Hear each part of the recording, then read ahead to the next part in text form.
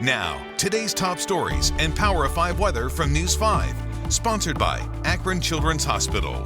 Hi, everybody. I'm Rob Powers. Here's a look at today's top stories. Some Ohio schools have had to put practice on hold after student athletes tested positive for coronavirus.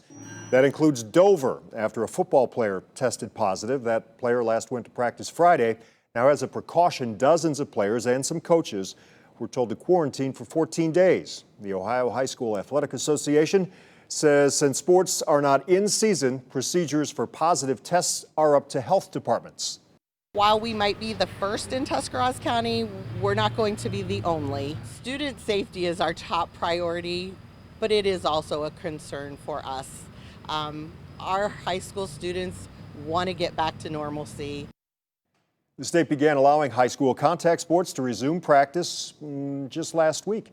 Districts are closely watching for possible spread among athletes while the state gets closer to releasing guidance for sports seasons starting in August. There's another spike in coronavirus cases in Ohio. More than 1,000 new cases reported today, pushing the total to nearly 53,000. More than 7,900 people have been hospitalized, with the number of people still in hospitals fighting COVID-19 increasing over the last 2 weeks. 2,876 people have now died in Ohio.